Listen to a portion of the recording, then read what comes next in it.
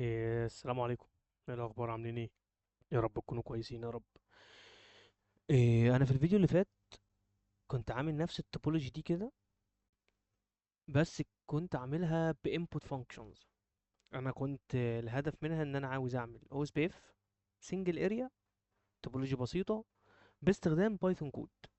فكانت مشكلتها ان هي كل شويه يطلع لي انبوت فانكشن كده، بعد اذنك دخل لي الاي بي، طب اليوزر نيم، طب الباسورد اللي هن اس اس اتش بي، طيب البروسيس اي دي، طب بليز انتر الاريا. طبعا الكلام ده مش هيبقى عملي لو انا عندي اكتر من راوتر، لو انا عندي 15، عندي 20 راوتر مثلا.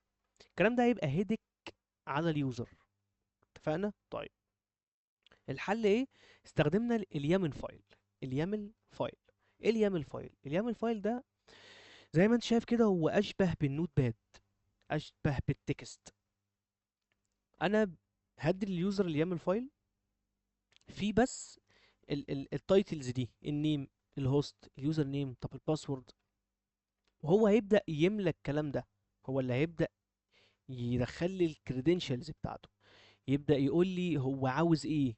يعني انا ممكن في يامل فايل واحد هكونفيجر او اس بي اف، وتحت هنا كده مثلا ابدأ اعمل بارامترز لاكسس ليست، بارامترز لفي بي ان، بارامترز لو انا هعمل ستاتيك روت مثلا. فانا عامل كده لكل راوتر عندي هيبقى عندي ليه يامل فايل. طب الكلام ده ليه؟ الكلام ده بالنسبة لي اسهل، بالنسبة لي موديولار. بمعنى ايه موديولار؟ انا اقدر يعني ابقى فليكسبل جدا، احط هنا راوتر واثنين وثلاثة وعشرة وعشرين، وهضيف بس الفايلز بتاعتهم مش اكتر من كده. ونبدأ ناخد الانبوتس اللي انا هاخدها من الفايلز دي، ادخلها جوه عندي في البايثون كود. فانا هاخد الانبوت من الفايل، ادخلها جوه البايثون كود، نبدأ نبوش الكونفيجريشن بتاعتنا على الراوترز هنا. ده هو ما يسمى بعملية الريندرينج. تمام؟ هو ده عملية ايه؟ الريندرينج. اوكي.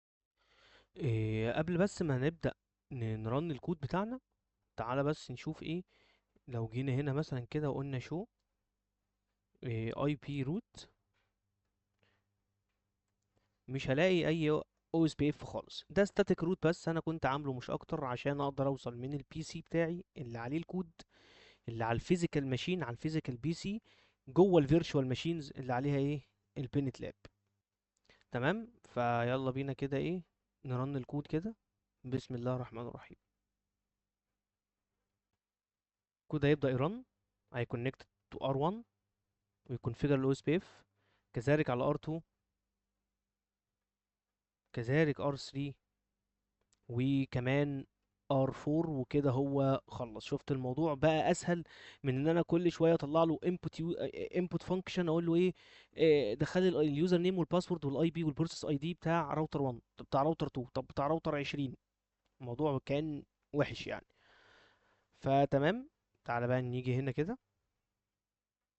طبعا هنا بيقول لك ان كان في واحد اسمه علي، دي اليوزر نيم، لان احنا لو رجعنا هنا هتلاقيني كاتب اليوزر نيم والباسورد اللي انا هبدأ اس اس اتش بيهم على الديفايس بتاعي.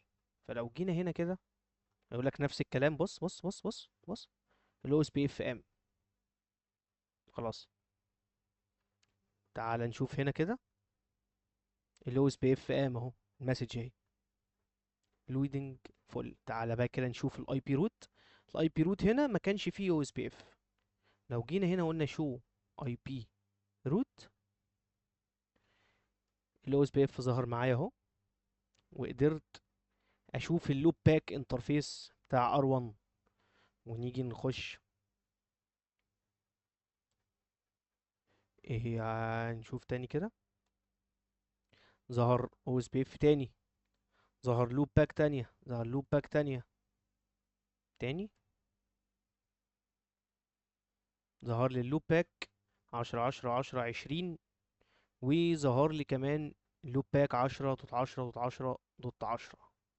تعالى هنا، اوكي، دو شو اي بي روت،